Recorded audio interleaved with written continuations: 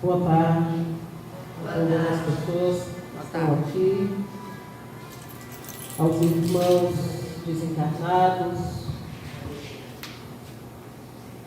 toda a equipe espiritual que coordena a atividade de hoje. Como é de praxe, nós sempre falamos dos avisos, né?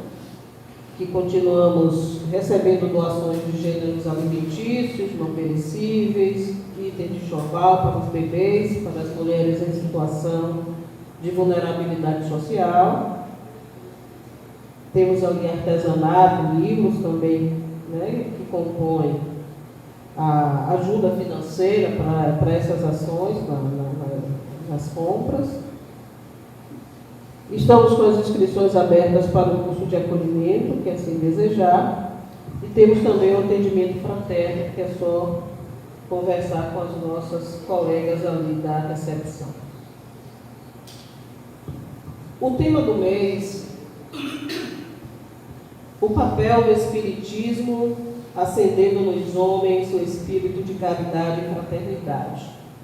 E hoje, dia 20/6, teremos como tema a caridade como expressão prática do amor, o nosso irmão Jairo Moreira. Então, vamos fazer a leitura do Evangelho e depois a prece inicial.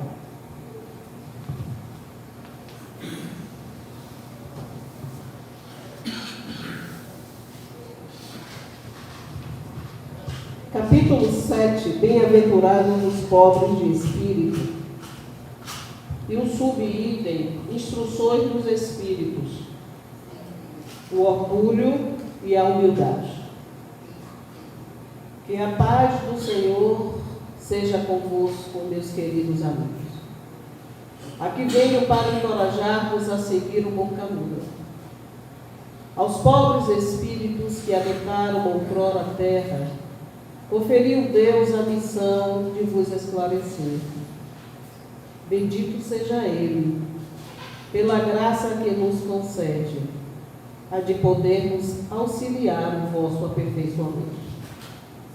Que o Espírito Santo me ilumine e ajude a tornar compreensível a minha palavra, outorgando-me o favor de pô-la ao alcance de todos. Ó vós, encarnados, que vos acham em prova e buscai a luz, que a vontade de Deus vem em meu auxílio, para fazê-la brilhar aos vossos olhos. O texto é muito grande, mas fica aí essa pequena reflexão para nós. Mestre Jesus,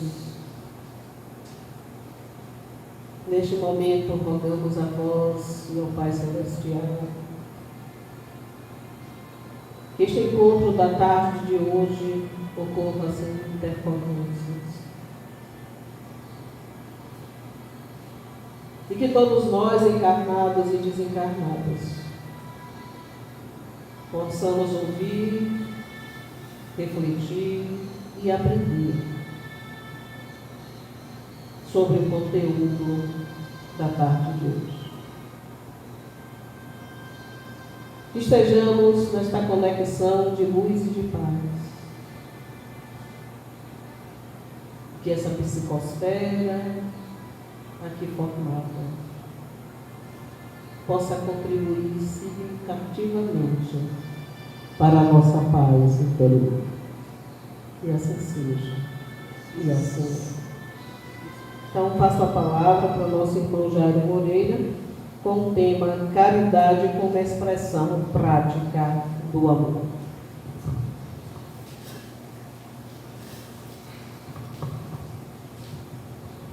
Boa tarde a todos. Boa tarde. Deixa eu chegar até aqui o meu cantinho. Ficar mais. Tá.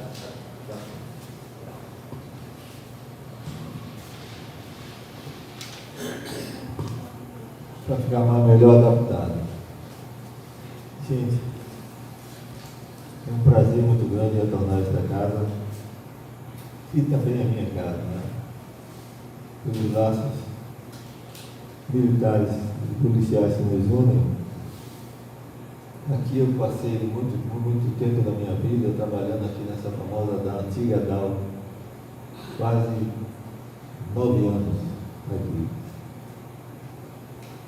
E é interessante como o mundo dá muitas voltas, principalmente porque durante o tempo de ativa nós ainda tínhamos sido tocados pela sementinha do Espiritismo, pela doutrina espírita. De vez em quando me pego analisando algumas coisas, passagens da vida da caserna, e fico me questionando, por que eu não sabia disso antes? Por que eu nunca soube disso antes? E quando o tema chegou, a nossa querida amiga me mandou, eu parei e fiquei pensando numa outra coisa. É possível o exercício da caridade para o militar? Parece algo que choca, que contrapõe, contradiz. Porque nós, envoltos na atmosfera, na psicosfera do serviço policial, aí é que nós tomamos conhecimento e consciência, depois que saímos, ou depois que nós somos tocados por essa mocinha que toca nosso ouvido e fica ali paradinha, só mandando as mensagens. E eu me questionando sobre essa questão. E vou chegando à conclusão do seguinte: se todos nós tivéssemos realmente sido tocados quando no exercício da profissão, muita coisa seria diferente. Arvoramos-nos, muitas vezes, a sermos juiz, a julgar, a condenar. E nos deixamos envolver pela emoção, pelas emoções, pelas emanações que vêm da atividade e do serviço. E aí começamos a descobrir o seguinte: quanta diferença isso teria feito na nossa vida e nas nossas carreiras. Não que eu tivesse sido arbitrário, muito pelo contrário, nada disso. Mas algumas decisões que nós tomamos poderiam ter sido pensadas, melhor pensadas, refletidas. Porque o envolvimento do amor, esse amor crístico, esse amor cristão que assola as nossas mentes, depois do despertamento principalmente, nós começamos a ver e enxergar de outra forma. Se todos bem soubessem, seriam espíritas. Porque não é só aquela questão do ser espírita, é tornar-se consciente, uno, individuado, como trazem alguns cientistas da psicologia, como Jung, Maslow e tantos outros, que nós vamos entender o seguinte: é muito tempo que nós perdemos para a consciência despertar. É muita coisa que nós passamos sem nos darmos conta daquilo que realmente seja a vivência na doutrina espírita. A vivência cristã, na verdade. Porque nós estamos embotados pelo ego, pelo ciúme, pela inveja, principalmente pelo orgulho. E nós não nos damos conta. Quão interessante e quão potente é descobrir-se como se realmente é, não como nos mostramos, mas na essência, como nós realmente somos.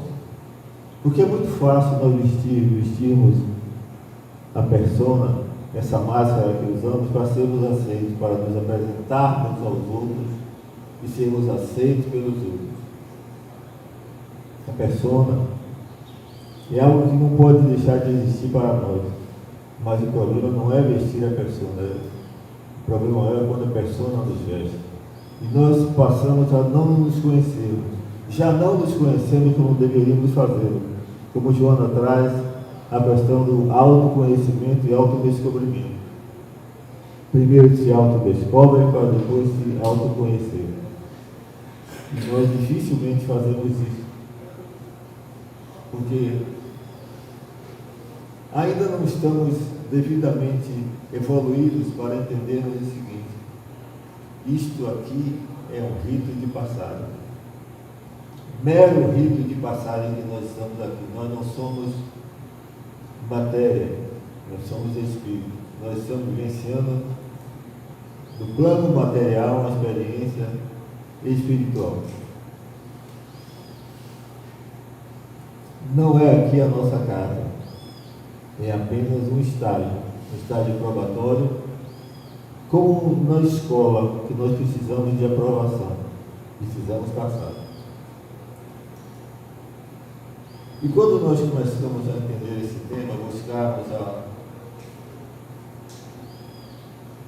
procurar trazer uma mensagem que seja mais acessível, nós paramos para entender o seguinte: quando a gente fala de amor, todos concordam que ele é importante, muitíssimo importante.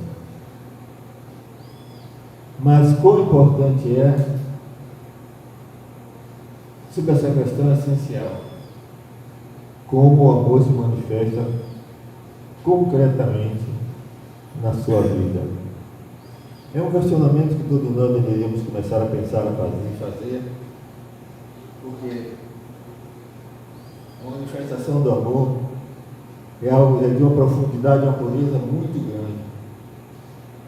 Vivemos numa época em que falar de amor é uma palavra utilizada, mas raramente refletida sobre realmente o seu grande significado, o significado profundo, como, por exemplo, a caridade como expressão do amor. E aí nós vamos buscando entender, ou tentando entender, que quanto nos falta, quanto ainda precisamos caminhar, quanto ainda precisamos evoluir, quanto ainda precisamos crescer e nos permitir entender que nós estamos no processo evolutivo, assim como todos os outros. Jair, mas isso aí representa uma desculpa, é um desculpismo para a não ação, muito pelo contrário. É só uma questão de caridade para conosco mesmo e para com os outros, para com a vida, para com a trajetória que o Criador nos deu. Nós temos o livre-arbítrio, todos nós sabemos disso. Mas o quanto esse livre-arbítrio influencia para as decisões que nós realmente devemos tomar. E aí, quando nós buscamos entender determinadas coisas, passamos a nos questionar: amamos as pessoas ou apenas gostamos delas quando nos correspondem às expectativas, as nossas expectativas?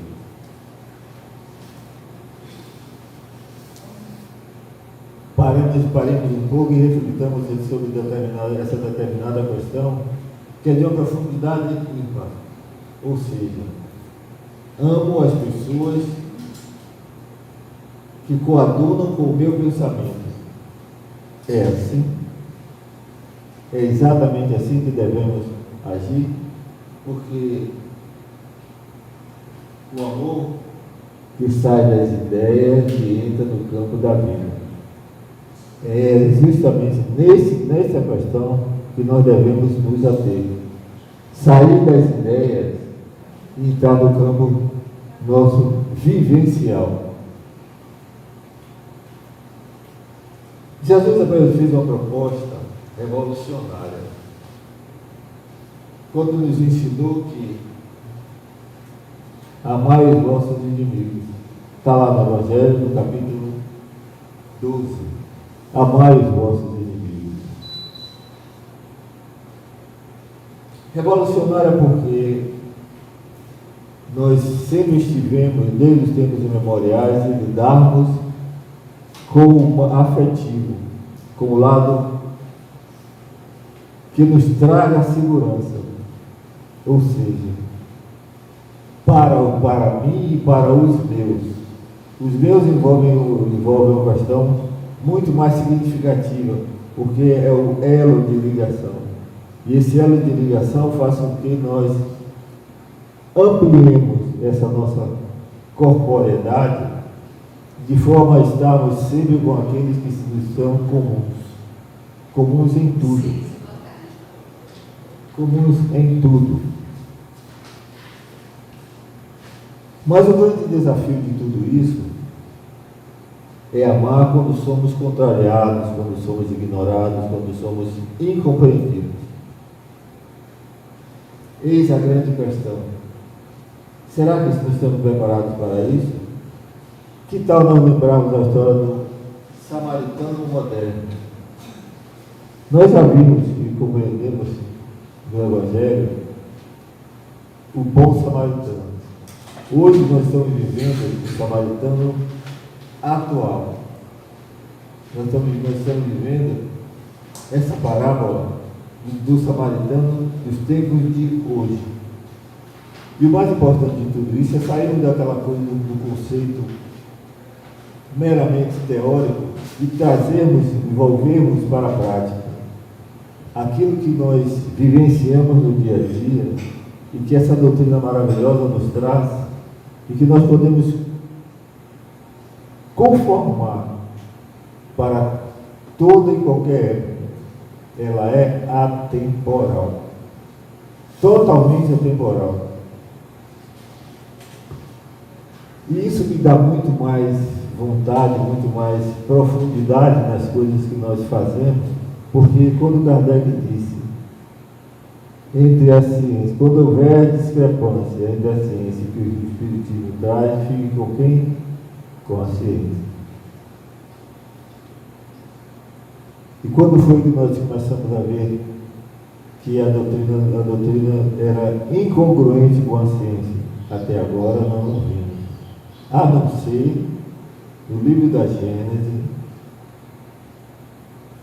cujos experimentos eram voltados para aquela época.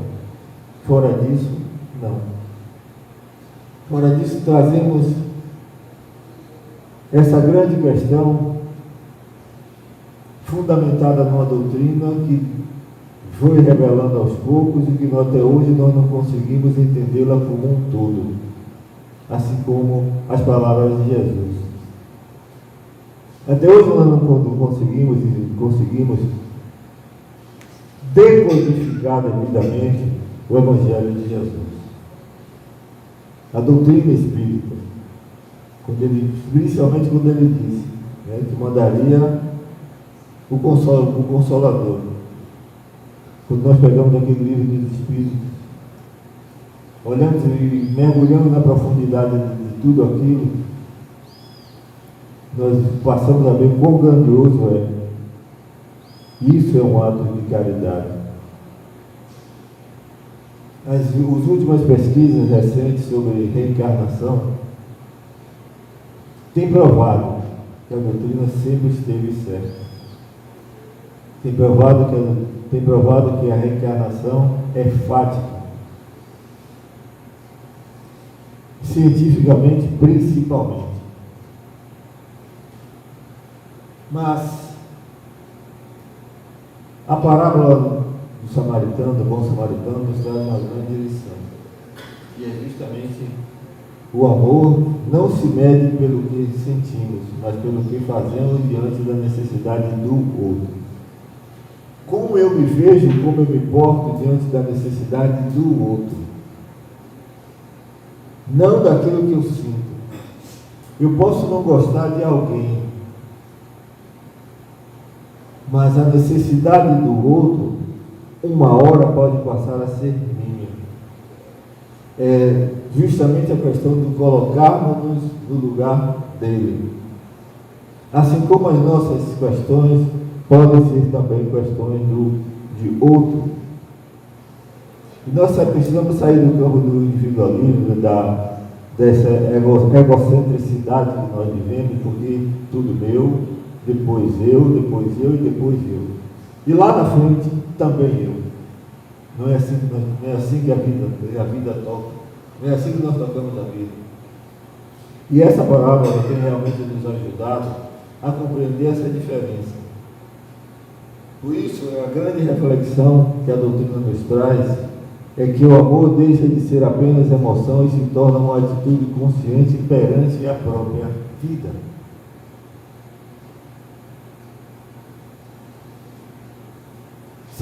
Por isso que naquela hora, anteriormente, nós falamos da necessidade de sair do campo das ideias e entrar no campo da vida. Quanto mais consciência de vida nós tivermos, mais vivenciá-la nós conseguiremos. Não é aquela coisa estática, muito pelo contrário. Essa reflexão da doutrina espírita, amor não pode ser apenas emoção. Ela tem que ser realmente uma atitude consciente, vivenciada e praticada todos os dias de nossas vidas. Você está sendo utópico, Jair. Não é utopia. Pode ser utopia para esta encarnação, mas é exatamente assim que vai acontecer, porque esse processo evolutivo, ele é contínuo, é inexorável, é intransferível e é pessoal. Ninguém é igual a ninguém. Nenhum espírito é igual ao outro.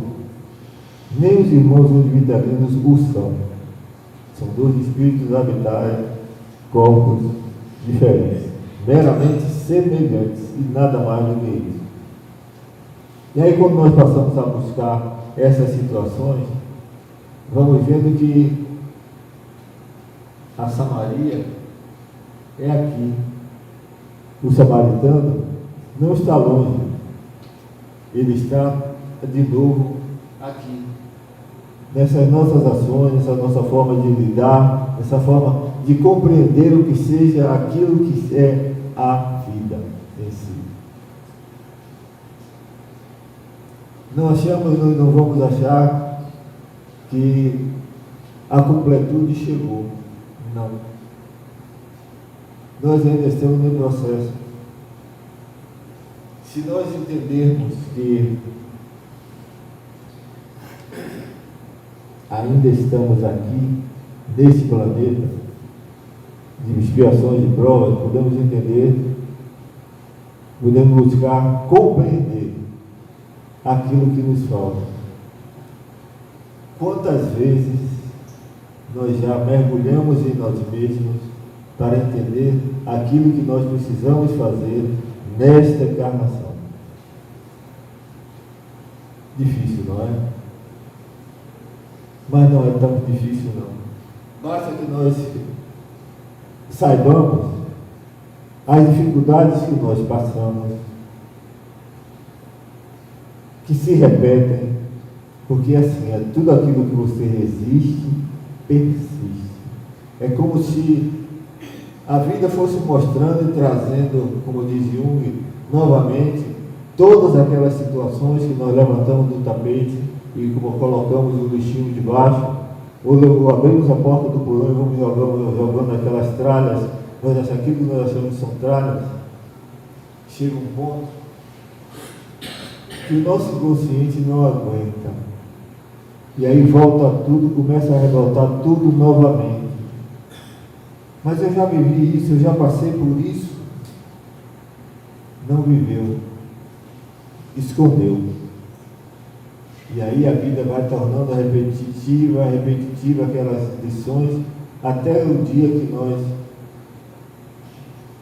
tornemos consciente aquelas coisinhas que nós achamos que são inconscientes, que se encontram lá no inconsciente de cada um de nós. E a verdade sempre prevalece.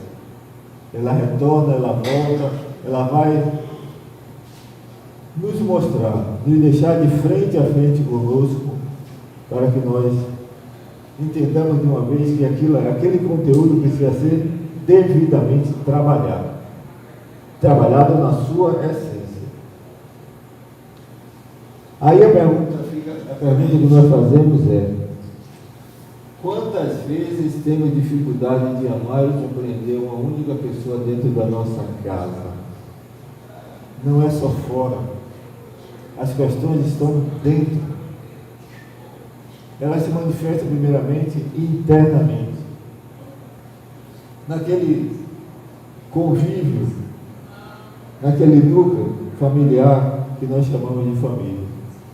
Ah, mas meu irmão é difícil, meu filho é difícil, minha mulher é difícil, não sei quem é difícil. Por que será? Mas saímos do porquê e volvemos as nossas atenções para o para quê. Ninguém é vítima, ou ninguém é somente vítima.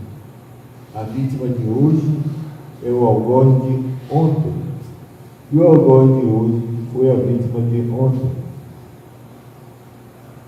Porque senão Deus não seria justo, o Criador não seria justo.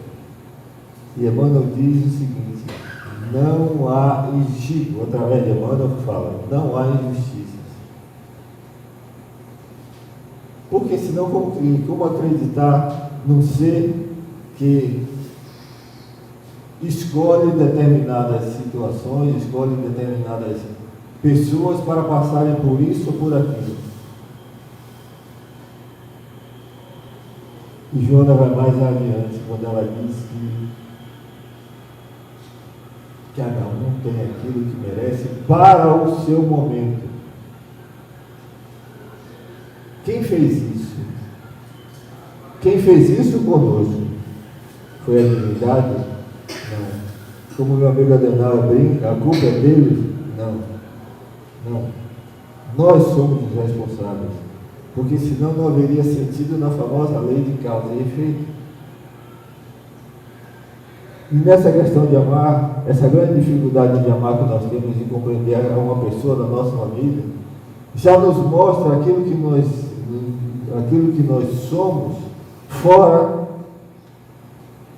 de casa. Porque o laboratório é lá. O laboratório é aquele. O laboratório é exatamente esse. E que muitos partilham de determinadas dificuldades familiares como forma de resgatar ao ser que se equivocou numa encarnação passada. Aí nós vemos aqueles seres assim, que uma dificuldade muito grande, e nós criticamos a divindade. Eu brinco sempre comigo nas aulas lá do Paulo Estevam assim: o Jairinho de hoje, vocês acham que é bonitinho, direitinho, agradável, retrata o Jairinho de hoje. Mas se eu passar por determinadas dificuldades morais, significa que o Jairinho de hoje foi o Pestinha de ontem. E eu aprontei um bocado quando criança.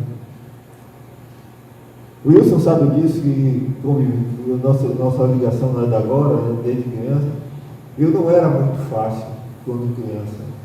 Eu aprontava bastante e culpava geralmente, botava de frente o meu irmão. Mas nada é para sempre. Minha mãe, muito hábil, descobriu logo que quem instigava meu irmão a fazer as coisas era eu. Pronto, acabou a máscara, acabou o disfarce, digamos assim. Conclusão, o corretivo foi na hora e ele me fez mudar a postura. Se eu tivesse insistido nessa questão, certamente eu teria hoje as consequências de tudo isso. Então não há injustiça. Tudo é perfeito no campo da divindade. Por isso que a caridade segundo os Espíritos vai nos trazer o seguinte. Quando perguntaram a Kardec, os Espíritos responderam o seguinte, sobre a caridade. E a resposta foi surpreendente. Eles não falaram em dinheiro, não falaram em doações, não falaram em assistência material, de forma nenhuma. Eles disseram o seguinte: benevolência para com todos, indulgência para com as imperfeições alheias, perdão às ofensas. Está lá no Livro dos Espíritos, na questão 886. Mas é muito fácil olharmos o prisma literal e acharmos que é somente isso. Não o é.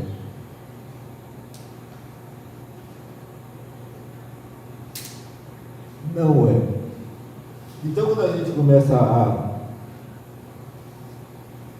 a entender que esta frase, esse contexto foi mal compreendido, não significa dizer que quem tem, ou quem somente fez obras assistenciais não se salvará. Não é bem assim. Não é isso. Não é de forma literal. O sentido é muito mais profundo. E quando nós começamos a olhar, vamos ver o seguinte: que benevolência também é desejar o bem ao outro. Pode não ser o meu amigo, mas eu só faço isso com meus amigos. Não é a proposta. A proposta também não é essa. Lembra do que nós dissemos logo no início? Amai os vossos inimigos. Não significa dizer botá-lo debaixo do braço, levar para casa, um cafezinho, não. Não desejar-lhe o mal. Estamos fazendo uma grande coisa. Pode ter certeza que estamos fazendo uma grande coisa. Torcer pela felicidade do outro. Aí você está pegando pesado para ele. Me faz mal, ainda quer que eu torça pela felicidade dele? Sim. E nós vamos ver por que sim. Porque aquilo que nós desejamos ao outro, ou a outra, vai, atinge-o e volta. Se a vibração estiver num campo bem mais alto, mais elevado, vai bater e vai voltar. Se forem os petardos, como nós chamamos, petardos mentais, isso é a chamada flecha disparada. Não tem volta. Eu me arrependi. Já foi, mas já foi. A flecha disparada ela não volta de maneira nenhuma. Vai atingir-me se eu tiver com a vibração baixa. Se não tiver, vai bater e vai voltar para quem enviou. Como tudo que se faz, principalmente essas questões de pensamento que são destinadas a outra, vai e volta. Se vai e volta, e se me atinge, e se me prejudica, por que eu vou continuar fazendo essas besteiras? Por que eu vou continuar fazendo praticando esse tipo de ação que vai me prejudicar mais ainda do que a outra? Se eu tenho consciência disso, eu vou desejar o bem para ele, o bem para o outro, porque eu estou desejando a mim. É só fazer uma experiência. É só fazer uma experiência e nós vamos entender. Indulgência não é aquela competição destrutiva. O que é a competição destrutiva? A qualquer custo e a qualquer preço. Eu quero me dar bem. Não importa como, se eu vou puxar o tapete de Wilson, se eu vou puxar o tapete de Edilene, não importa, eu quero me dar bem. Isso é falta de benevolência. Muitas vezes conseguimos não fazer o mal, mas ainda não nos preparamos e aprendemos verdadeiramente a desejar o bem. se nós entendermos melhor a literalidade das palavras escritas no Evangelho, nós vamos ver que tudo começa em nós e termina em nós. Tudo, nada mais. A indulgência não é concordar com os erros alheios. Não é isso. Porque é minha amiga, é meu amigo, ou não é meu amigo, eu não concordo. Eu concordo. Não é concordar. É principalmente uma coisa. É compreender que o outro se equivocou. Essa é a questão. Entender que todos nós estamos no processo de caminhada, de evolução. É reconhecer as limitações humanas, porque conhecemos as nossas próprias fragilidades. E nós costumamos apontar, não é assim? Costumamos apontar os erros dos outros, mas não reconhecemos as nossas próprias limitações. Ainda mais porque quem somos nós para dizer que desse veneno eu não beberei? Será que somos melhores o suficiente para apontarmos as deficiências dos outros sem entendermos as nossas? E o perdão? Perdoar não significa absorver erros. Não é essa a proposta.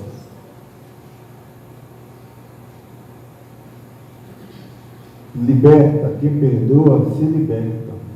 Liberta-nos desse vínculo que acabamos estabelecendo com a mágoa que nós temos. Principalmente. E o mais importante, interrompe a corrente de sofrimento. Sofrimento de quem? Do outro? Não é nosso. É nosso. É aquela mesma história de tomar veneno para que o outro morra. Eu odeio. O veneno quem está tomando sou eu, mas não quero que o outro sofra. Não é assim. Precisamos desatar esses nós, esses liames, que fazem com que nós continuemos presos a essas questões. E aí Joana de Ângeles ainda para nos dizer uma coisa bem interessante. Maturidade nós temos. É preciso que nós tenhamos maturidade emocional para começar a deixar de exigir a perfeição do outro que nós também não temos. Nós somos tão quanto aquilo.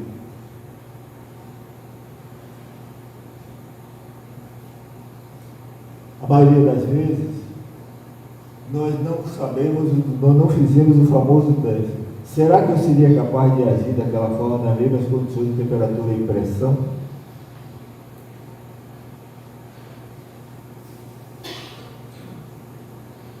E mais uma coisa.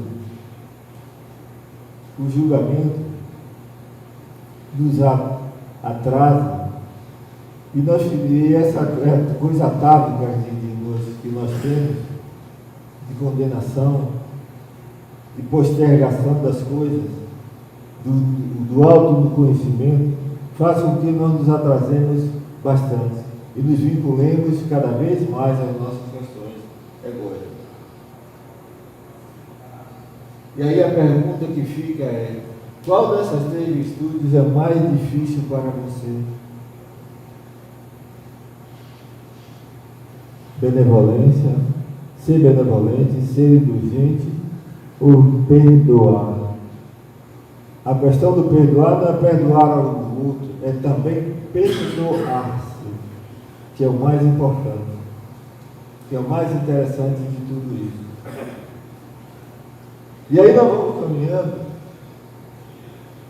e vamos chegar nessa questão. Uma das maiores dificuldades do ser humano é identificar as armadilhas do nosso ego. Todos nós os temos. Todos nós somos egóicos. Todos nós temos o egoísmo, temos a vaidade, temos o orgulho. E aí nós podemos saltar e dizer, eu não sou orgulhoso, eu não sou orgulhoso. Todos nós somos. Sabe qual é a grande diferença? A grande diferença está na gradação desse orgulho, desse egoísmo, dessa vaidade. Só isso. Porque se não fôssemos, aqui também nós não estaríamos. Nós temos muito ainda a aprender e vivenciar. Querem ver uma coisa? Testem-se. A vida vai nos testar cotidianamente, diariamente. Nós vamos ser submetidos a esses embates que nos levam à questão do egoísmo, do orgulho, da vaidade e por aí vai mais ainda. Aqueles que, como dizem, aqueles que se dizem preparados para tal, assumam-se e peçam a prova para ver se nós passamos. É fácil? É muito fácil testar. O mais difícil é aceitar a prova, o resultado que a prova nos traz. Por isso que existem, e nós precisamos entender essas sutilezas do ego. O ego é tão, nós somos tão donos de nós mesmos, né, que queremos muito mais o fazer, dizer que estamos fazendo, além dos bens materiais. Queremos mais do que os bens materiais, mas nós queremos reconhecimento moral. E a imagem é exatamente isso, é trazido exatamente isso para que nós entendamos o seguinte: eu vou ser caridoso, mas eu preciso dar um clique para mostrar aquilo que eu estou fazendo. Qual é a intenção afinal? O que estamos buscando?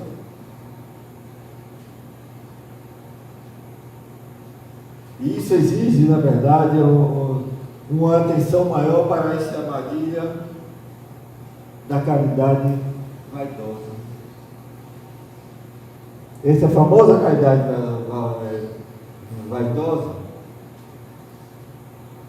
que nós buscamos acima de tudo, admiração. Sentirmos-nos superiores e criar dependência. A ação, aparentemente, é caridosa, mas a motivação está ainda centrada numa consequência que é a valorização do ser. Jesus não recomendou isso?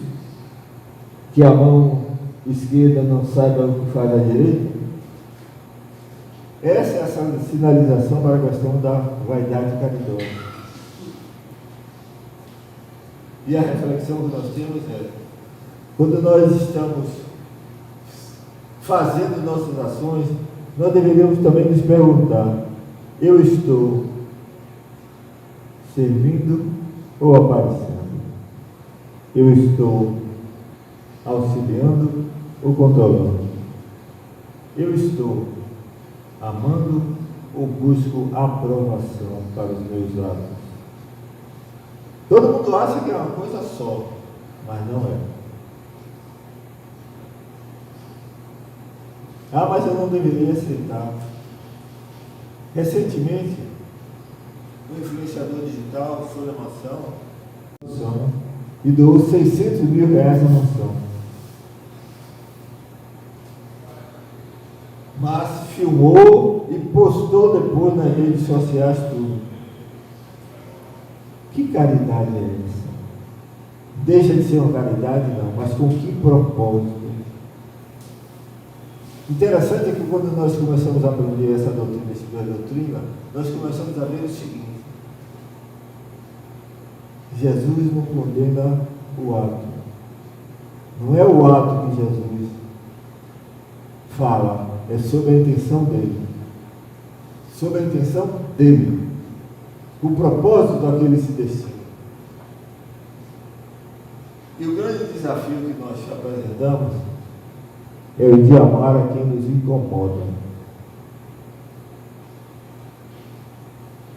Isso que nós estamos vendo aqui, por trás dessa figura, é justamente a nossa sombra.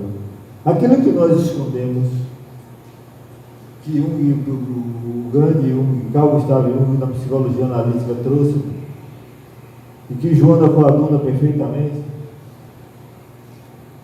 é que na nossa personalidade existe uma parte que preferimos esconder. Ele chama de sombra. É exatamente aqueles conteúdos que nós buscamos tanto nos desviar, que a gente vai trazendo o seguinte: o que é que eu escondo de mim mesmo e prefiro não enfrentar? Minha raiva e minha mágoa, meu medo, meu orgulho, minha inveja, minha fragilidade e minhas frustrações. É isso? Ou é a dependência emocional? Ou tento esconder de mim mesmo os conflitos existenciais pelos quais eu passo?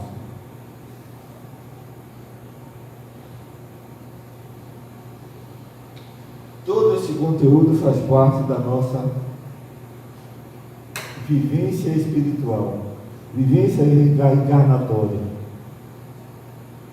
Quando estudamos a psique, vemos lá que nós temos os conflitos, temos os traumas, temos a sombra de que nós formamos. Aquilo que eu não aceito e aquilo que eu rejeito é exatamente isso aqui, a sombra. Já você é vaidoso, você é orgulhoso. Do mesmo jeito que eu percebo a bondade, a beleza e a nobreza em alguém, se eu estou vendo nos outros, é porque eu também tenho. É porque eu também, em algum momento da vida, eu acabei demonstrando isso para alguém, suscitou esta percepção. E aí, justamente aqui, que nós fazemos, entramos no processo da projeção, que eu acabei de falar. Sentimos antipatia por certas pessoas. Isso significa dizer que estamos refletindo aspectos internos ainda não aceitos em nós mesmos. Em nós mesmos. Não é só dizer, de isso aí, se aquilo, não sei o quê. Não. Mas por que outras pessoas e o outro lado meu vê qualidades em mim? Porque eu também as tenho. Não que ela seja igual a mim. Lembra que eu falei da questão da gradação? Pois é isso. Pois é exatamente isso que vai acontecer. E a caridade vai nos obrigar a enxergar a humanidade onde gostaríamos de enxergar apenas defeitos. Se eu tenho um lado, se eu vejo pelo aspecto, por uma questão negativa, não tão boa, a humanidade, a caridade vai fazer com que eu veja na humanidade o outro lado, porque está em mim. Não que não exista na humanidade, claro que existe, mas está mais em mim. E aquilo que eu percebo, aquilo que eu tenho, é uma sinalização para o meu processo de transformação. E esse processo deve ser feito da melhor maneira possível, o mais adiante possível. E aqui me lembra, eu trouxe o pensamento de Paulo. Quando Paulo fala sobre a primeira epístola aos Coríntios, capítulo 13, e ele diz: Ainda que eu falasse a língua dos anjos, sem amor eu nada seria. Qual o propósito? Na verdade, o propósito de tudo isso é a motivação essencial que todos nós temos dos dons espirituais. Sem ele, qualquer talento, qualquer um talento, o ato de generosidade perderia todo o seu sentido de valor.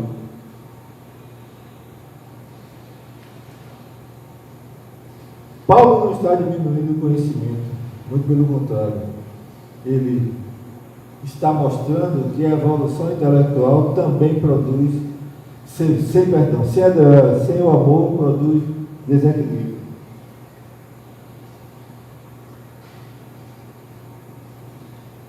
É interessante saber que nessa epístola, Paulo mergulha numa profundidade muito grande para mostrar realmente o valor e a necessidade que nós temos de amarmos-nos e amar. Foi tudo isso que Jesus, na sua passagem por esse planeta, fez. Amou e amou. E qual é o grande paralelo que Paulo traz? A inteligência ilumina, a caridade humaniza, a inteligência cria tecnologia e a caridade cria uma civilização.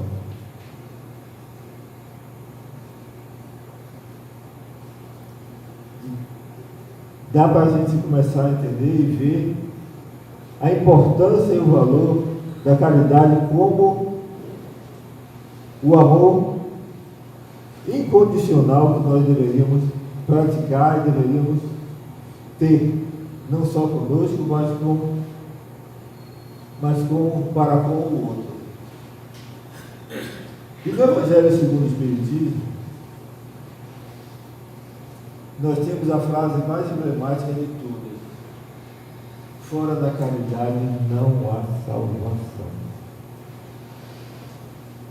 Está lá no capítulo 13, perdão. Não significa dizer que somente quem faz obra se salva. Não é isso. Porque essa ascensão espiritual decorre da expansão da capacidade de amar. Quanto mais eu amo, mais eu evoluo. A minha ascensão espiritual é bem maior. A caridade é o critério porque ela revela o estado moral da alma. E para finalizar, eu trago aquilo que nós chamamos de visualização terapêutica, que vai me dizer o seguinte: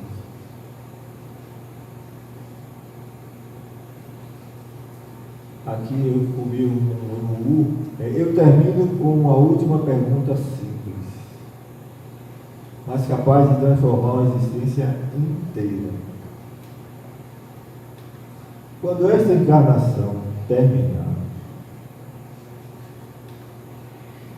quando restar apenas a verdade da alma, a única herança para sempre é a caridade aos outros.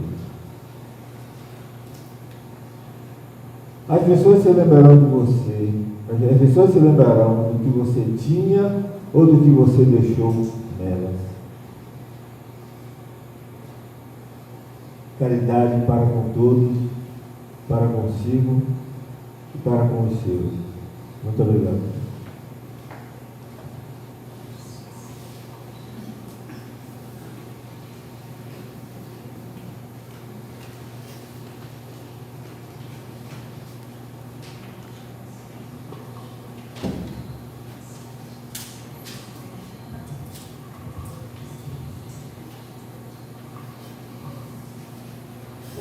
Em nome do NEPOM, agradecemos a sua presença e o conteúdo né, de tamanha importância para o nosso crescimento espiritual. Elementos sobre caridade, sobre o amor, enfim, todas essas considerações que você trouxe na tarde de hoje, nos leva a pensar bastante, né? Como nos comportamos, sentimos e agimos no dia a dia. O que nós estamos plantando para colher depois. Então, mais uma vez, gratidão. Espero que em breve retorne a essa casa para trazer novas reflexões. Lembrando que o passe será individual, né? E que nós, no próximo sábado, estaremos aqui, dia 27, com o tema Fraternidade como Lei Universal, com Iracema Silva. E pedimos aos nossos internautas que curtam, comentem, compartilhem esse conteúdo, porque é de extrema importância, né, para a nossa aprendizagem e evolução. E assim, vamos à nossa prece final.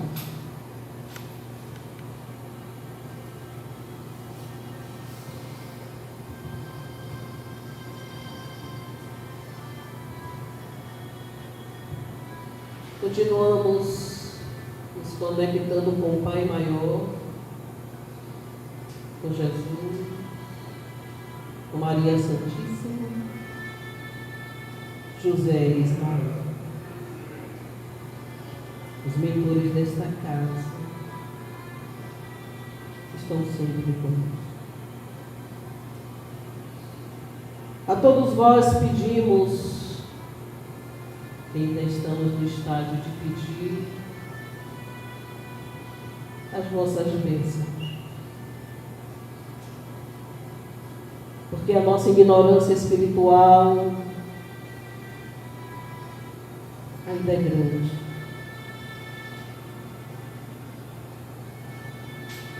E precisamos de elementos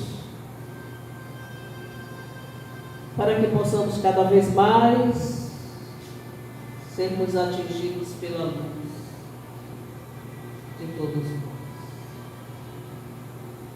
Mãe Santíssima,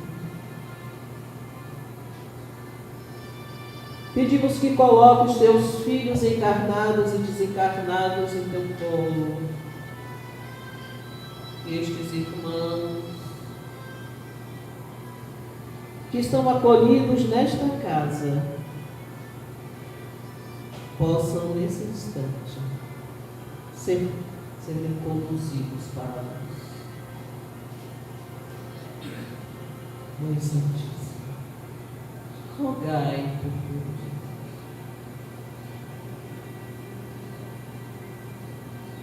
Nos conduza para as nossas casas na paz.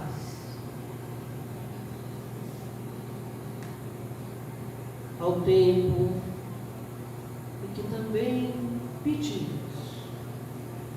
que a luz que está a iluminar este salão deste momento possa ser ampliada para cobrir este planeta que agoniza, que clama pelo amor de todos nós e do nosso Pai Celestial, para que a paz se instale e este planeta siga seu curso, o seu processo evolutivo. Muita luz e paz para todos nós. E assim seja. E assim.